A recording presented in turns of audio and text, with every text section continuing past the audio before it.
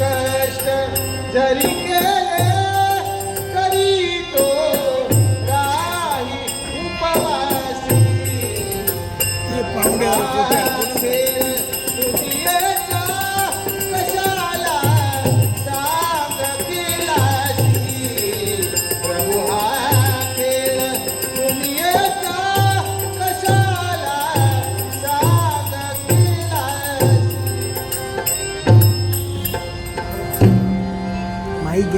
आत्महत्येशिवाय या जगात कुठलाही पर्याय नाही. आत्महत्या करणार एवढ्या सत्रस्त मार्गात सत्रस्ताला सांगितलं या जगात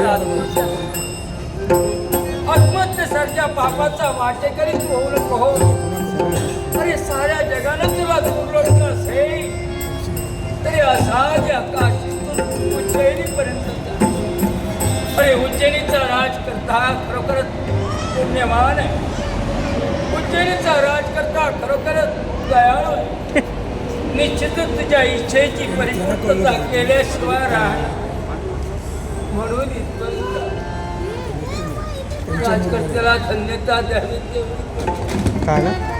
उज्जैनी नरेश तुमचा जय जयकार. नाही त्यांना नाही सांगत तुम्ही. उज्जैनी नरेश तुमचा जय जयकार.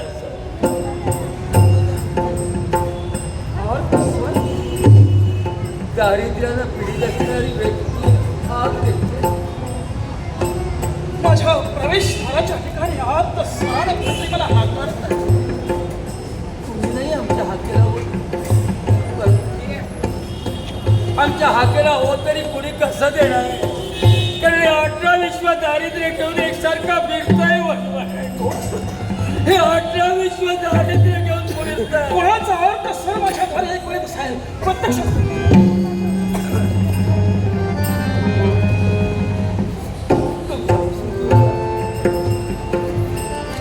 मला सहन होणार. यातनाला पीडित असणारा माणूस तुमच्या समोर येणं म्हणजे नजरेसमोर पाप आल्यासारखं. एक कुष्ठरोगाला पीडित झालेला माणूसही येतो. दुःख आवडा तुमच्या सर्वांचं निरीक्षण करतोय. महारोगानं आपण पीडित आहात. मी एक ब्राह्मण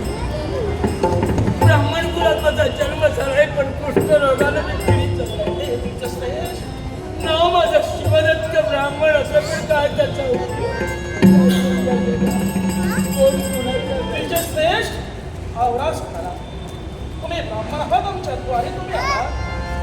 हा क्षत्रिय राजकर्ता आपल्याला नमस्कार. परमेश्वर तुमचा कल्याण. त्याच्या पलीकडे काय म्हणणार. कारण माझंच कल्याण नाही तर परमेश्वराला मी का म्हणावे. तुमच्या सगळ्या थोडा मोठ्यांचा आशीर्वाद म्हणजे आमच्या सगळ्यांच्या यशाची. मला सांगा माझ्या द्वारावर आपण आला अर्थ सरानं मला हाक मारण्यासाठी आपण तत्पर होत आहात. काय असं सेवा करा आपल्या बाबतीत मोठं त्यानं सांगितलं म्हणून यावेळी या नजर तुमच्या या उच्चारीपर्यंत वाढली.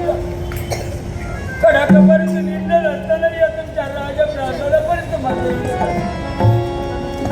पण इच्छा सांगण्यासाठी मुखात ते शब्द ओठाच्या पकडीत अडकले जातात. कसं सांगू हा प्रश्न निर्माण होतो. इच्छा प्रदर्शित करत असता आपल्या जिभेवरून फेकले जाणारे शब्द ओठांच्या अगदी सत्य असे कोणते आणि म्हणूनच आतापर्यंत माझ्या जीवनात मी केलं.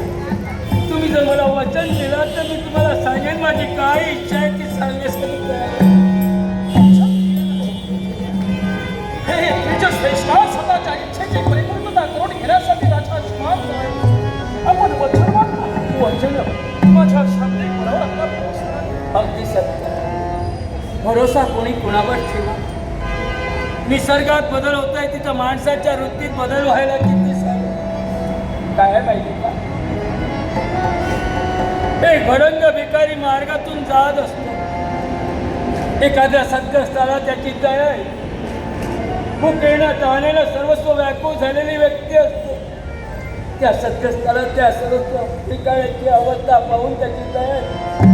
म्हणून तो त्याच्या हातावर काहीतरी ठेवण्याचा प्रयत्न करतो आणि त्याच वेळी त्याच्या हातावर ठेवणारे त्या तपसलेला कावळा चटकन येतो आणि पटकन घेऊन जातो. माझं झालं आहे. आपल्या मनाची द्विधा अवस्था मी जाणत आहे.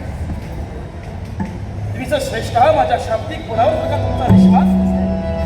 आणि स्वतःची इच्छा परिपूर्ण करून घेण्यासाठी तुमच्या राजा शुभांगाने तुम्हाला वचन द्यावं असे म्हणतात. वचन असेल तर द्या वचन. हा राजकर्ता शुभांग आपल्याला वचन देतो. आपल्या मनातील असेल ती इच्छा परिपूर्ण करेल. परिपूर्ण करेल. झालं समजलं? आता कुठेतरी बरं वाटलं. साधारण सांगा आपल्या मनाची कोणती इच्छा वावरते सांगा. याला तशात्तरेचं कारण आहे. राजा माझ्या अंगाला दुर्गंधी होती. चालतंय. रक्तपू माझ्या अंगातून वाहत आहे. कुष्ठरोगासारखा महारोग या जगात दुसरा कुठलाही नाही. तर हा रोग महाभयंकर रोग आहे. जो ज्याच्या जवळ गेला त्याच्या जीवनात हा रोग त्याला जीवनात कधी सोडत नाही. हे द्विजश्रेष्ठ आपला हा महारोग बरा होण्यासाठी आपण धडपडत आहात.